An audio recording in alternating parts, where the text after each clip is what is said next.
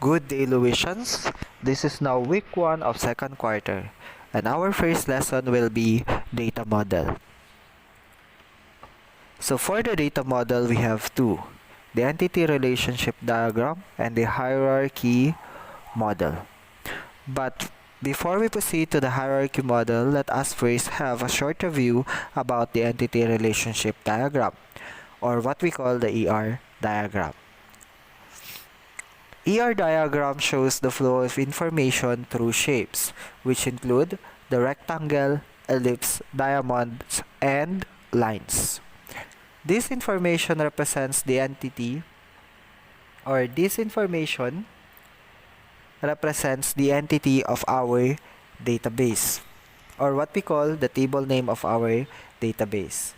While this information, or the ellipse, represents the attributes of our database, or what we call the field names of our database. So, lagi pong tatandaan, pag sinabi nating attributes, that is the field names of our database. At pag sinabi din po nating entity, that is the table name of our database. Of course, the line will connect or show the flow of our ER diagram. And of course, we have another shape that we can use, which is the diamond shape. And it is used to represent the relationship of our entity, of our database, to the other entity, or in other words, the relationship of our, or it represents the relationship of our table to the other table. So, ginagamit lang po natin ang diamond if yung entity natin or the name of our table or of our table ay may relationship sa other table. So, saka lang natin ginagamit ang diamond shape pag may relationship ang ating table to the another table. And if we are going to convert the entity relationship diagram or this entity relationship diagram into table, then it will become just like this one. So kung mapapansin, we have here the name of our table or our entity. Then of course, we have here the different field names for our entity, or what we call the attributes. The subject code, room, section, schedule, time in, time out, and of course the day. So, as you notice, the subject code is assigned as a boldface. So, pag naka-boldface po yan, ibig sabihin, yung field names or yung attributes na yan is assigned as a primary key. At pag sinabi nating primary key, it should contain only a unique value. While yung mga hindi naka-assign na primary key, that is what we call the foreign key. And of course, kung mapapansin din natin dito sa attribute, yung primary key natin ay nakulayan ng yellow. So, it assigns as yellow. So, ibig sabihin, that is the indication na yung attribute na yan is our primary key or assigned as a primary key. Then the rest will be the foreign key. And of course, yung entity relationship natin ay naka-enclose siya sa rectangle shape. Okay? So aside from ER diagram, we have also the other diagram, which is what we call the hierarchy diagram. And an example of this one will be our school's organizational chart. And as you can see, the information shows through, or the flow of information shows through shapes, which shapes also.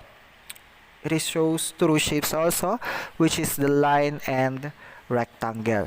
So, kung mapapansin, literal siyang hierarchy. Pag sinabi nating hierarchy, so it is composed of shapes and composed of rectangles and lines. Okay, so makikita natin yung relationship ng bawat isa, or the flow of information of our organizational chart. To better understand the hierarchy model, we are going to create our own hierarchy model, but we are going to use an example, or let's say for example we are going to create a new database, and the title of our database will be student information system. And let's say, for example, we already identify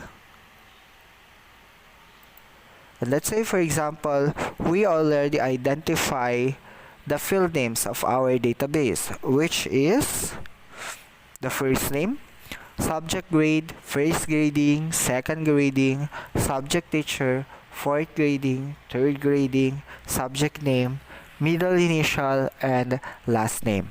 So, the purpose of our database will be display and store student information. And another will be display and store subject information, and another will be display and store students grades. That's why we have identified the first, second, third, and fourth grading as our field names. Now, that is the data definition. What will be the next? So next we're going to perform the data refinement. For the data refinement, based on our purpose, we are going to identify 3 tables, which is the student information, subject information, and the subject grades. So for the student information, we have identified last name, first name, and middle initial. Subject information will be subject name, subject teacher, and subject grade. And for the subject grade table or subject grade entity the attributes will be first grading, second grading, third grading, and fourth grading. So that is our data refinement. Now we are now going to create our data model. So for the data model, we are going to use, or we're going to create first, or identify the name of our database. So the name of our database should be on top. That's why the name of our database will be Student Information System. Now next will be, after we identify the name of our database on the hierarchy model, we are now going to identify also the entity of our database. So ano yung mga entity ng database natin? So, kagaya ng sinabi ko kanina, pag sinabing entity, the name of our tables. So, ilang tables ang meron tayo? So, we have 3 tables. The student information, the subject information, and the subject grades. So, our entity will be student information, subject information, and the subject grades.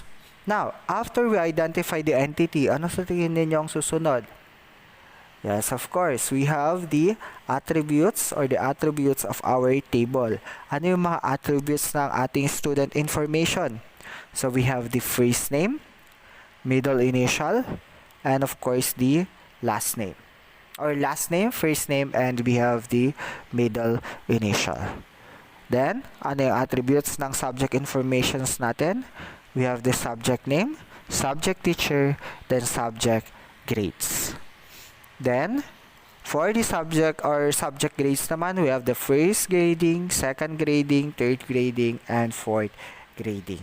So that is now the hierarchy model of our database. Always remember that the title of our database should be on the top, then followed by the entity of our database, then followed by the field names of our database. So please observe on how the information or how the flow of information is presented. So as you can see, the lines should be just like this one. Hindi pwedeng iba ang gagawin niya sa lines. Okay? Ganyan lang dapat ang lines natin para magmukha siyang hierarchy model.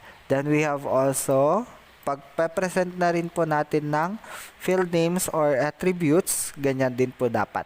Okay? So, please take note the lines. Hindi po pwedeng first name or student information dito, then last name, then followed by first name.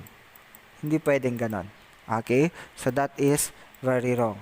So, dapat last name, katabi ni last name, first name, then katabi ni first name, middle initial. Okay, so that is now the hierarchy model composed of rectangles and lines. Now, as a summary, we have the title of our database, the entity of our database, which is the student information, the subject information, and the subject grades. And of course, we have the attributes, last name, first name, and middle initial. Subject name, subject teacher, subject grade, first grading, second grading, third grading, and fourth grading. So this is the name of our database, entity, and the attributes. Okay? So that is the hierarchy model. Now, let me just give you a short reminder on how are you going to send your output online. At reminder din po, please write your name. Write your name and your section in every week of the module or every week of the module. Kasi, napansin ko po while checking on your module kasi meron pong mga nag-submit na walang pangalan at wala rin pong section. So, I am not going to check that module. Now, let me just give you a short explanation on how are you going to do the activity. So, for the activity 1, short essay lang yan. What if there is no data model? How are you going to present the flow of information of your database? So, let's say for example, walang data model. Ano sa tingin ninyo paano natin ipapresent ang information ng ating database? Now, next, create a data model using the given information. So, we have here the purpose. Using the purpose and using the data refinement, you are now going to create a data model. So, nagawa na po yung purpose. Meron na rin po yung title of our database, data refinement, tapos na rin po, data model, parang idodrawing nyo lang yan. Okay? So, reminder kung ano po yung laman ng data refinement, yun din po ang laman ng data model. So, sino na ngayon dito ang entity at sino na ngayon dito ang attributes. Okay? Sino na ang attributes? On the data model, so, store, the objective will be store and display records of employee personal information, store and display the record of employees employment information. So, ilang entity ang meron tayo? So, yun lang po. Ilalagay nyo po yung answer dito.